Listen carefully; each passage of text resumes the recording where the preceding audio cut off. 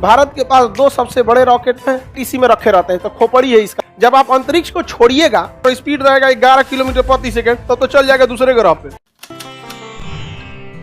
ग्रह उस उपग्रह यानी सैटेलाइट उसे कहते हैं जो किसी दूसरे ग्रह का चक्कर लगाए, उसे क्या कहा जाता है? सैटेलाइट कहा जाता है। जैसे ये पृथ्वी है, इस पृथ्वी का चक्कर लगाने वाला पृथ्वी का क्या हो जाएगा? सैटेलाइट हो जाएगा। सैटेलाइट दो तरह से होते हैं, एक होता है नेचुरल सैटेलाइट, एक होता है आर्टिफिशियल सैटेलाइट। आर्टिफिशियल सैटेलाइट जिसे हम लोग छोड़ते हैं, दुनिया का पहला आर्टिफिशियल सैटेलाइट स्पुतनिक था, जो रूस ने छोड़ा था अपने रॉकेट से। लेकिन भारत ने भी उस समय अपना सैटेलाइट तो बना लिया। सैटेलाइट बनाना बहुत ज्यादा चैलेंजिंग नहीं है जितना चैलेंजिंग की उसे छोड़ने के लिए रॉकेट बनाना। तो भारत ने अपना पहला सैटेलाइट बना लिया आर्यभट्ट, लेकिन उसे छोड़ने के लिए किसकी रॉकेट की मदद लिया? रूस की। रूस के कजाकिस्तान में स्थित बैकानूर अंतरिक्ष स्टेशन से भारत ने अपना पहला सैटेलाइट छोड़ा था कॉस्मोडोम रॉकेट से। यह है पृथ्वी। इस पृथ्वी पर अब इसे यह हो गया पृथ्वी, इसके चारों ओर जो सैटेलाइट छोड़ा जाएगा वो क्या हो जाएगा? Artificial satellite. ऐसे नेचुरल सैटेलाइट पृथ्वी का कितना है? बताइए पृथ्वी के कितने ध्रुव होते हैं? दो, उत्तरी ध्रुव और दक्षिणी ध्रुव। तो ऐसा उपग्रह जो ध्रुव का चक्कर लगाए उसे ध्रुवीय उपग्रह कहते हैं। कौन सा उपग्रह? ध्रुवीय उपग्रह। इंग्लिश में कहते हैं पोलर सैटेलाइट। इंग्लिश में क्या कहेंगे? Polar satellite. और आपको ये बात बखूबी पता है कि पोल की ऊंचाई क्या है? कम है। पोल की ऊंचाई क्या है? कम है। अतः पोलर सैटेलाइट की ऊंचाई कैसी है? कम है। कम है, तो ये सैटेलाइट कम ऊंचाई पर उड़ते हैं, पोलर सैटेलाइट। इन सैटेलाइट की जो हाइट होती है, ध्रुवीय उपग्रह को हम क्या कहेंगे? पोलर सैटेलाइट या ध्रुवीय उपग्रह। पोलर सैटेलाइट या ध्रुवीय उपग्रह। इनका अगर हाइट देखिएगा तो ये हाइट उड़ते हैं 600 किलोमीटर से 800 किलोमीटर के ऊंचाई पर ये उड़ रहे होते हैं। इनके लिए जो ऑर्बिटल वेलोसिटी होता है, हम आपको बता दें कम से कम कितना होना चाहिए? 8 किलोमीटर प्रति सेकंड। 8 किलोमीटर प्रति सेकंड होना चाहिए इनका क्या चाहिए? Orbital velocity. इससे कम होगा तो क्या हो जाएगा? नीचे गिर जाएंगे। ये कहाँ गिर जाएंगे? नीचे गिर जाएंगे। ये पृथ्वी का जो चक्कर लगाते हैं, यहाँ पर जो टाइम होता है चक्कर लगाने में 84 मिनट में। कितने मिनट में चक्कर लगाते हैं? 84 मिनट में ये चक्कर लगा देते हैं। ऊपर नीचे घूम जाते हैं कितने मिनट में? 84 मिनट। तो अब देखिए ना, 84 मिनट बहुत ज्यादा हो भी जो जाता है। एक सेकंड में कितना घूमता है? 8 किलोमीटर। एक सेकंड में कितना घूम रहा है? 8 किलोमीटर। तो 84 मिनट में तो कितना हिल जाएगा? 1.5 घंटा की बात है यहाँ तो। एक सेकंड में 8 किलोमीटर जा रहा है ये। तो पोलर सैटेलाइट कितने देर में घूम जाते हैं? 84 मिनट। 84 मिनट में घूम जाते हैं। भारत पोलर सैटेलाइट को लॉन्च करने के लिए PSLV रॉकेट का यूज करता है। फुल फॉर्म ही होता है polar satellite launch vehicle. Vehicle मतलब गाड़ी, लॉन्च करने वाला। सैटेलाइट लॉन्च व्हीकल है, कहाँ पे छोड़ेगा? Polar satellite. पोलर सैटेलाइट को लॉन्च करने के लिए बहुत हैवी रॉकेट की जरूरत नहीं पड़ती है। छोटा रॉकेट भी इसे छोड़ सकता है, क्योंकि कितनी दूर ले जाना है? 600 किलोमीटर की दूरी पर ले जाना है, 600 से 800 किलोमीटर पे। भारत के पास दो सबसे बड़े रॉकेट हैं, एक PSLV है, एक GSLV है। PSLV थोड़ा सा रेड कलर का है, उतना पावरफुल नहीं है जितना कि पावरफुल कौन है? GSLV है। ज्यादा पावरफुल कौन होता है? GSLV होता है ज्यादा पावरफुल। ये लाल वाला रॉकेट कौन सा है? PSLV रॉकेट है। इस रॉकेट के हिस्सा देखिए, ये छोटा रॉकेट जो यहाँ लगा हुआ है, ये छोटा छोटा, ये क्या है सब? ये कौन सा है सर? बूस्टर। क्या है? बूस्टर। बूस्टर क्या करता है? पावर बढ़ा देता है, क्योंकि शुरुआत में ज्यादा पावर की जरूरत होती है, इसलिए बूस्टर की जरूरत होती है। अभी जितने लोगों ने डबल डोज वैक्सीन ले लिया ना, अब उनको बूस्टर लग रहा है। क्या लग रहा है? बूस्टर, ताकि कोरोना थोड़ा सा और हम लोग कोरोना के प्रति और थोड़ा सा शक्ति मजबूत हो सके। तो ये तो बूस्टर हो गया। अब ये रॉकेट है, इस रॉकेट में कई स्टेज दिखेंगे, एक लाल रंग का, एक सफेद रंग, लाल सफेद लाल, यानी कितने स्टेज का ये रॉकेट है? 4 स्टेज का। 1 2 3 4। अमूमन रॉकेट को हमेशा स्टेजों में बांटा जाता है। कभी किसी एक स्टेज में दिक्कत, एक को बना दीजिएगा तो पता चला दिक्कत कहां आया था पता ही नहीं चलेगा, नहीं पता चल पाएगा। एक के बाद धड़क के सब में आग पकड़ लेगा।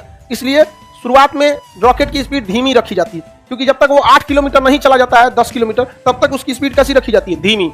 क्यों धीमी रखी जाती है? क्योंकि 14 किलोमीटर की ऊंचाई तक ही हमारा क्षोभ मंडल पाया जाता है, जहां पर क्या पाया जाता है? धूल, गर्दा, हवा, बादल, ये सब पाया जाता है। इसके बाहर में जो असंताप मंडल होता है, उसमें ज्यादा आंधी वगैरह नहीं चलती, सांस लेने भर का ऑक्सीजन रहता है, उसमें आंधी उधी नहीं चलेगा। पता चला नीचे से एकदम में दे दीजिए ना 11.2 खान सर बताइए किए थे, दो से धड़ाक से के बाद पता चला तनियों से गड़बड़ी होगा, रास्ता भटकेगा, 1 डिग्री रास्ता भटकेगा और स्पीड रहेगा 11 किलोमीटर प्रति सेकंड, तब तो चल जाएगा दूसरे ग्रह पे।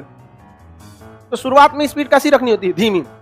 धीरे धीरे धीरे स्पीड बढ़ाना होता है। जब आप अंतरिक्ष को छोड़िएगा 600 किलोमीटर, वहां ना स्पीड होनी चाहिए 11.2। निचवा तो जहाजों की स्पीड से जाएंगे तो चल जाएगा यहाँ पे। तो ये वाला थोड़ा कम पावर देता है। क्यों कम देता है? क्योंकि पृथ्वी का घर्षण को भी बर्दाश्त करना है। ज्यादा भेज देंगे तो यहीं आंधी उधी में रगड़ा के खत्म हो जाएंगे। अंतरिक्ष में हवा, धूल, धक्कड़, बादल कुछ नहीं है, भागिए एकदम 11.2 की स्पीड से। तो शुरुआत में ये कम पावर देता है, ये ज्यादा ये एकदम हुमच देता है। ऊपरा वाला जो होता है ये सैटेलाइट इसी में रखे रहते हैं, तो खोपड़ी है इसका, वारहेड बोलते हैं। इसको क्या बोलते हैं, वॉरहेड। हालांकि मिसाइल में वॉरहेड होता है, रॉकेट में तो नहीं होता है। वॉरहेड को इसे खोलिएगा ना तो इसी के अंदर क्या रहता है, रॉकेट रहता है। क्या रहता है, मतलब सैटेलाइट रहता है। ढक्कनवा खुल जाता है, सैटेलाइट को अंतरिक्ष में छोड़ दिया जाता है। इसी में परमाणु बम डाल के एक बार मार दीजिए इधर पाकिस्तान पे, गलती से चल गया था। इसलिए रॉकेट और इसमें कोई बहुत बड़ा अंतर नहीं है। इसको बस पाथ बताना है, जाना किधर है। वहां जाके लाहौर के पास जाके इंजन में बंद कर दीजिएगा। लाहौर के ऊपर उड़े ना, कराची के ऊपर, तो क्या बंद कर दीजिए, इंजन गिरेगा कहाँ, नीचे। कह दो कि अंतरिक्ष में बम फोड़ने वाले, तो गिर गया था, हम क्या करें। अभी गया था कि नहीं गया था। यार ये सब इतनी भी बेवकूफी नहीं है। अब इतने बड़े रॉकेट को सेट कैसे करिएगा, मतलब आपके मोहल्ला से थोड़े छोड़ेगा इसको। इसको छोड़ा जाता है श्रीहरिकोटा से, वहां किसी को बसने नहीं दिया जाता। एक द्वीप है, आपको कौन जी लग रहा है बीच में हलवा में छोड़ देगा इसको, कहीं नहीं छोड़ेगा। ये सारा इसी का अपना सिस्टम है। इतने बड़े रॉकेट को कसने में 10 मंजिला बराबर रॉकेट, इतना बड़ा जेसीबी आएगा, नहीं आएगा यहाँ पे। तो ये देख रहे हैं, ये सब जेसीबी लगले हैं, पूरा क्रेन लगा हुआ है। इसमें खाली गैप देख रहे हैं, ये ससुरा यहीं में था, निकला है बाहर। इसी में रख के पार्ट बाई पार्ट कसा जाता है। यहाँ पे पहले एक तल्ला बनेगा इसका, फिर कस के दूसरा, तीसरा, चौथा, इस तरह बनते जाएगा, जुड़ते जाएगा। 2 महीना लगेगा कसने में इसमें। अब पूरा कस उसके जब रेडी कर देगा तो यहाँ देखिए ट्रेन की पटरी दिख रही होगी, यहाँ दिख रहा है। और निचवा वाला ये जो है ना, ये बहुत बड़ा हैवी पावर का इंजन है। ये इसको इसमें से खींच के यहाँ ले आके खड़ा कर देता है। और अगर यहाँ देखेंगे तो नीचे में आपको एक नाली टाइप का यहाँ बना हुआ दिखेगा, यहाँ पर दिखेगा, यहाँ पे ऐसे दिख रहा है, ये नाली टाइप का ऐसे बना हुआ है नीचे से इस तरह से। जब ये रॉकेट छोड़ेगा, यहाँ पे धुआं छोड़ेगा, तो ये पूरा धुआं इधर से क्या होगा, आग जो है इधर से निकल जाएगा, साइड में निकल जाएगा। नहीं तो अगर नीचे गड्ढा नहीं करेगा ना, फुल अगिया ये अपने में जला लेगा पूरा, ले जल गया यहाँ पर। तो नीचे क्या दे देता है, एक तो गैप दे देता है, धुआं नीचे जाएगा और यहाँ से निकलने का रास्ता दे देगा, और ये सीधे इसे उड़ के चला जाता है। अगल बगल में जितना चीज है सब हीट प्रूफ है। यहाँ साइंटिस्ट ही रह सकते हैं, दूसरा आदमी नहीं रह सकता। मोहल्ला में से नहीं छोड़ा जाता कि अगल बगल का गिर जाएगा। उसके अलावा इसको जब छोड़ा जाता है तो वहां से इसे अक्सर समुद्र के किनारे वाले जगह से ही छोड़ना चाहिए, ताकि अगर बाई दी वे कभी ये गिर भी जाए खराब होके तो कहाँ गिरता है, समुद्र में जाकर गिरे। यहाँ पर भारत सैटेलाइट को कहाँ से लॉन्च करता है, श्रीहरिकोटा से। यहाँ पे है आंध्र प्रदेश के पास श्रीहरिकोटा। और अंतरिक्ष में जब छोड़ेगा जैसे खड़े तो छोड़ा नहीं जाता है, जैसे पृथ्वी घूम रही है इस तरह से छोड़ा जाता है, तो एकदम खड़े नहीं छोड़ा जाता, हल्का सा इस तरह से छोड़ता है, इस तिरछाई से। क्योंकि पृथ्वी जिधर डायरेक्शन में घूमेगी, पृथ्वी किधर से घूमती है, पश्चिम से पूरब। तो ये पश्चिम है ना, ये पूरब है, तो पृथ्वी किधर से घूमती है, पश्चिम से पूरब। तो सैटेलाइट को किधर से छोड़ता है, पश्चिम से पूरब। और जब तक ये अंतरिक्ष में निकल नहीं जाए तो ये किसके ऊपर से उड़ रहा होता है, बंगाल की खाड़ी से, बंगाल की खाड़ी से। तो जब सैटेलाइट छोड़ा जाता है ना, तो इतने एरिया को एरिया वार्निंग घोषित कर दिया जाता है, कोई पानी वाली जहाज इसके ऊपर से नहीं जाए, क्योंकि जस्ट इसी के ऊपर से क्या जा रहा होता है, सैटेलाइट जा रहा होता है। और जब तक ये अंतरिक्ष में नहीं चल जाता है, इसका जो बूस्टर है नीचे गिरता है। स्टेज 1, स्टेज 2, रॉकेट के कई स्टेज होते हैं, सब कहाँ गिरता है, नीचे। जो आखिरी स्टेज होता है वही ना अंतरिक्ष में चला जाता है, और वो आखिरी स्टेज खुल के उसमें से क्या निकल जाता है, सैटेलाइट। और जो एरिया वार्निंग डिक्लेयर कर दिया गया, इसी में कोनो अपना जहाज लेके चला पिकनिक बनाने, ओके ऊपर गिर गया बूस्टर बाद, हाँ ऐसे बन गया उसका पिकनिक। अब वो केस करेगा भारत के ऊपर, तो भारत क्या करे, बैल कहीं का। इंडियन नेवी के साइट पे जाके देख लो कि ये एरिया वार्निंग डिक्लेयर किया गया था, किस दिन के लिए इसे यहाँ पे खाली रखा जाएगा। समझ में आ गया कि नहीं, किसी को दिक्कत। सैटेलाइट को कहाँ से छोड़े जाते हैं, साइड से। श्रीहरिकोटा सतीश धवन प्रक्षेपण केंद्र। ये कौन सा सैटेलाइट है, ESLV पोलर सैटेलाइट लॉन्च में। ये छोटका क्या होते हैं सब, बूस्टर। ये अलग अलग स्टेजेज में क्यों बनाए जाते हैं, अलग अलग जगह पे अलग अलग पावर की जरूरत होती है। जिस तरह से गाड़ी में अलग अलग गियर होता है ना, ऊंचाई पे चढ़ाना है तो 1 के गियर में चढ़ाइए, स्पीड भागना है 6 के गियर में भाग जाइए यहाँ पर, और 6 में भाग जाइए एक बार। 6 से तगड़ा स्पीड तो कोई देगा नहीं यहाँ पे। अब पहाड़ पे चढ़ना है तो सोचो 6 का गियर लगा के पहाड़ पे चढ़ रहा है, उलट के चल आएगा, यहाँ से बंद हो जाएगा गाड़ी वहां। हाईवे पे चलो 1 के गियर में, गाड़ी आएगा सब पीछवा से। 1 के गियर में स्पीड नहीं रहता है। अब ये बताओ, इसमें तो गियर होता नहीं है, जजिया में इसमें गियर होता है, इसलिए उसको बनइबे करता है कि हाई वाला स्टेज इतना स्पीड देगा, ये इतना देगा, ये अलग देगा, अलग अलग टाइप के स्पीड दे सकते हैं। पोलर सैटेलाइट समझ में आ गया। ये है आपका GSLV। ये ससुरा बहुत पावरफुल रॉकेट होता है, देखते हैं कितना मोटा है, ये बहुत पावरफुल होता है। इसे छोड़ने के लिए सबसे खतरनाक इंजन होता है क्रायोनिक इंजन। तो ये तो बूस्टर है, दूसरा बूस्टर का भी बूस्टर है, इसमें दिख रहे हैं, ये तो खुद बूस्टर है, ये बूस्टर का बूस्टर है। अब मेन रॉकेट ये है, और इसके बाद ये काला वाला देख रहे हैं, ये है आपका क्रायोनिक इंजन। यही देता है स्पीड कितना, 11.2 किलोमीटर प्रति सेकंड। यही देता है असली ऊंचाई पे पहुंचा देता है, कहां तक, 36,000 किलोमीटर की ऊंचाई पर आराम से क्या कर देता है, पहुंचा देता है। किसी को दिक्कत है तो बताया जाए, कोई दिक्कत है, आगे बढ़िए। अब जियो सिंक्रोनस क्या होता है, जियो स्टेशनरी तो समझ में आ गया, इसको हटा दे।